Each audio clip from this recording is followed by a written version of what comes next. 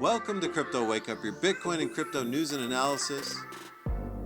Today we'll explore China, what's pushing forward in the market, the GOAT, and see the market conditions for the week. Now let's go have some fun.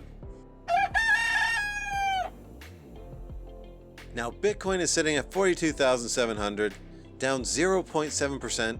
Altcoins are doing what altcoins do, nothing out of the ordinary. And on to the Bitcoin chart.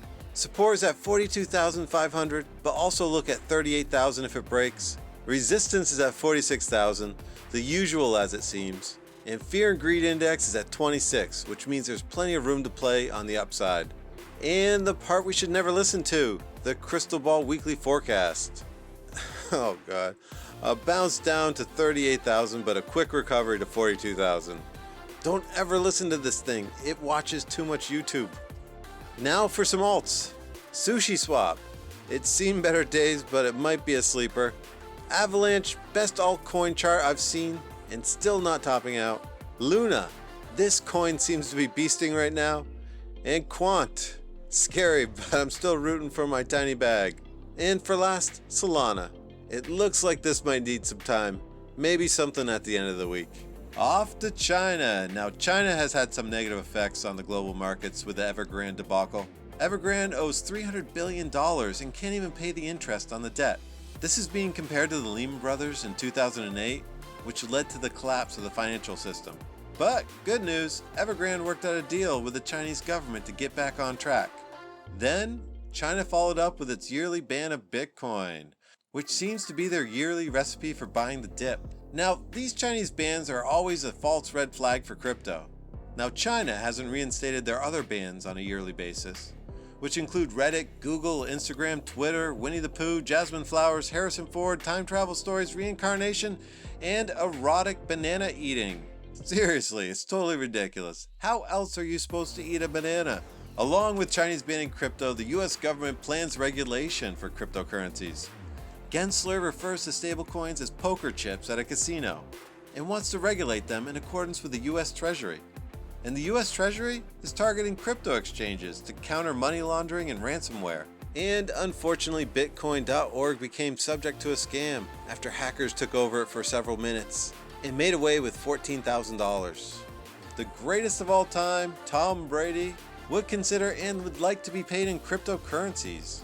Now, we may consider this a non-story, but we need to be reassured that a man known for insight and making hard decisions downfield sees where the ball should be thrown, even if he has to run it in himself and make his opinion heard. And Twitter, if you haven't heard, has started allowing Bitcoin tipping and NFT avatars, and it's part of a greater plan to support creators and its platform. So what is pushing ahead even when markets are collapsing and authoritarian governments are banning crypto? Decentralized exchanges and financial instruments. And they've proven to be useful in making gains. Exchanges like Uniswap and Sushi have been moving up into the green, mostly attributed to newcomers moving away from centralized exchanges that are banned in their countries. And things like Tezos are primed for the moment to go up farther and showing a lot of on-chain volume.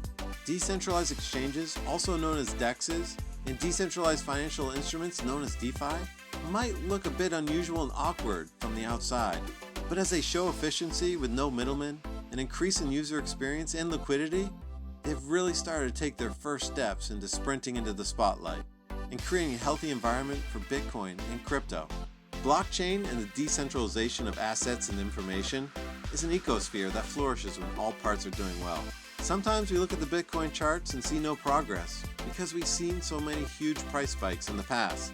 But when the market is slow, development happens all around. The infrastructure becomes stronger and more capable for the next wave. The Bitcoin chart is in a descending channel. Seeing decentralized exchanges and financial instruments take a bit of the charge ahead makes Bitcoin's path a bit easier. Cryptocurrencies are like a box of chocolate. We need that box full of assorted flavors for different people, but we still all have our favorites. Except for that one with walnuts. Also the creamy coconut one. No one likes that one. Nobody. Alright, well that's it. Thank you so much. Hit like, subscribe, all that good crap. Comments always help the channel. Last week Ali commented and said awesome. I'm pretty sure that's the correct spelling. And again, thank you. Have a fucking awesome day, and see you next week.